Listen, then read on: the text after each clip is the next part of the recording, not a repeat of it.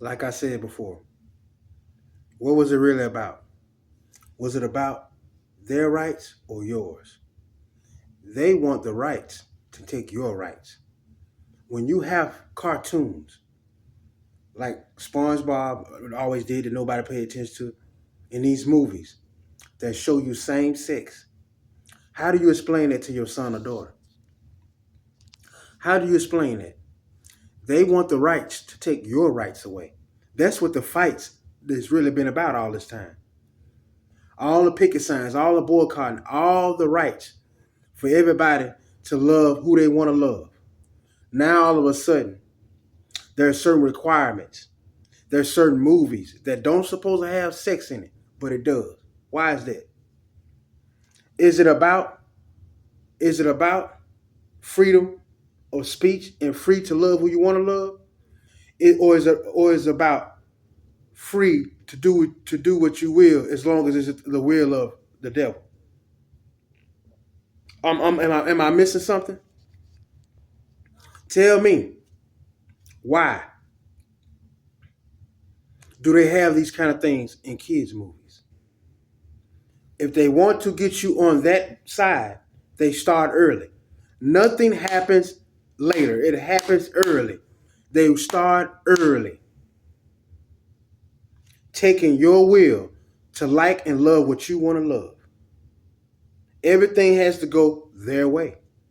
So we want to poison the minds of these innocent children at a young age to think that it's okay not to reproduce unless you are doing some operations so a man can have a baby or you in a same-sex relationship and then you want a child. That's all fine and dandy if that's what you do.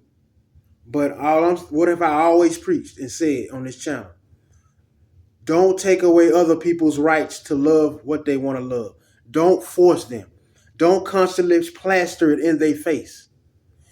If they see this as a young person, they're going to think that that's okay. Not knowing that they are defying the laws of God. Because, why? Because they were baited into doing it. They didn't do it on their own. They didn't do it on their own. And that's the thing that I'm talking about.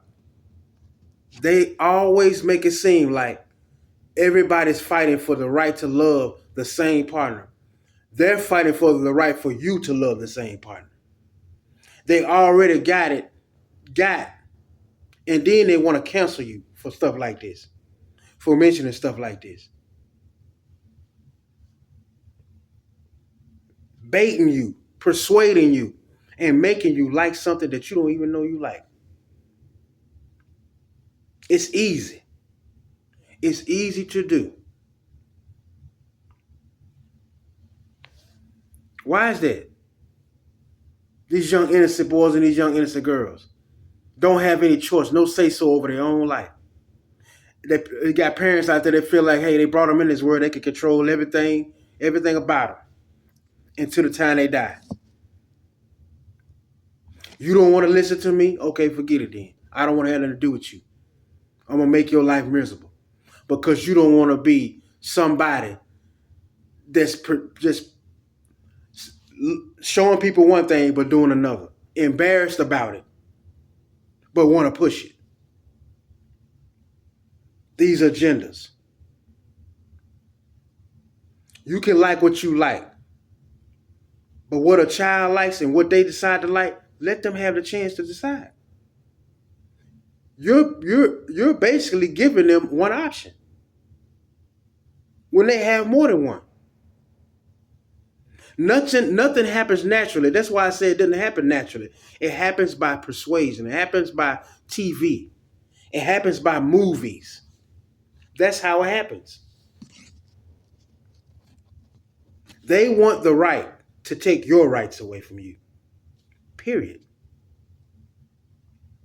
And if you are one of these people that I was talking about the other day, that these unmarked cars be outside your house and you never see nobody leave the car or get in the car, but it always is. If you come home and you left some in your refrigerator, and it's open, throw it out. They try to poison the chosen. That is the cause of a lot of deaths in Hollywood, and out here in the hood, yeah. Bunch of people at a party, somebody get poisoned and die, yeah. Don't nobody know what happened though. Right. Everybody was in the right position at the right time, wasn't they? They try and poison you. That is a cause of death that they try a lot because it'll take away from it'll take away from suspects and having clues on who did what. You have to get autopsies and all that. Poisoned. People have people have died. Poisoned. People have put fentanyl in people's marijuana. Laced it. Somebody dies. Now everybody looking crazy.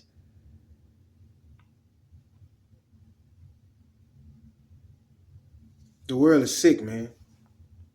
But they are trying to poison you. Just and of course people gonna say you're paranoid. That's what they do.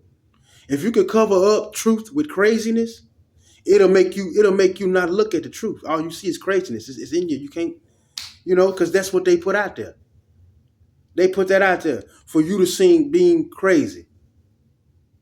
But behind the scenes, they the one that need professional help because they act like they need your energy to survive. They have to know what you're doing. I have to see you. I have to hear you. That's illness. That's a sickness. But just understand, watch your drinks, watch your food. People can put stuff in your food without putting anything physical in it. They can just do all kinds of prayers and curses over that food.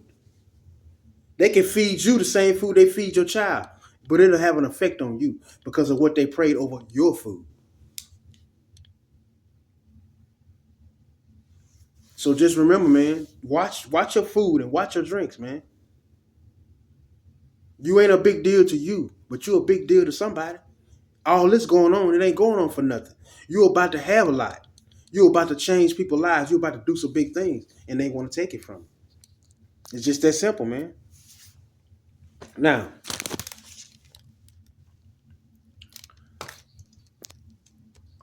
sacrificing you is not just death. I say that a lot of times. I know I sound like a broken record.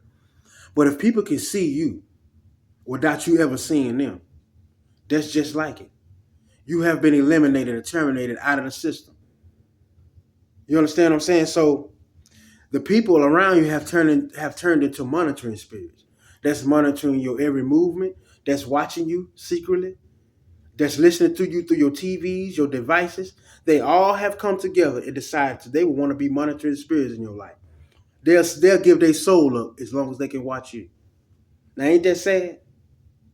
Ain't that mentally just shot? That people literally have to do that? Like like they own you?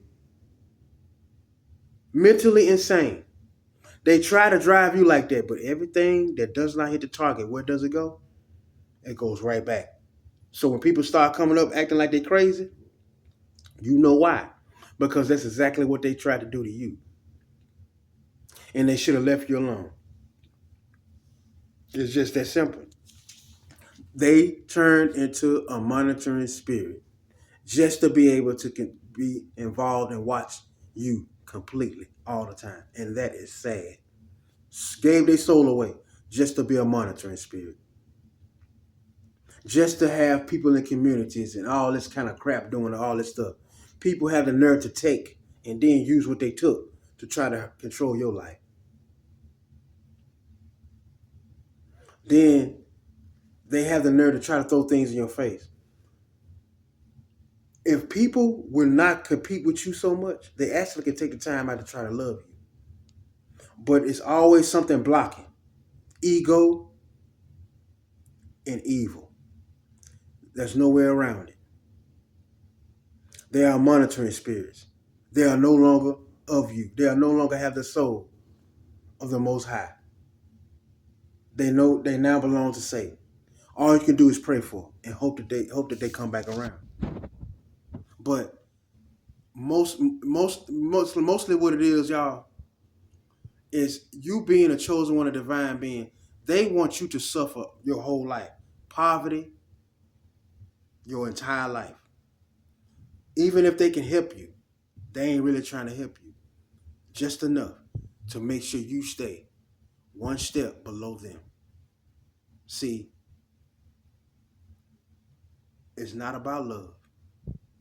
It's about whose life is better. And when you have people who live like that, you can't fully trust them. You can't think that they're going to be sincere about helping you because they're padding stats, enjoying the fact that you need them. But God is going to have to show a lot of people that He is the one we all need.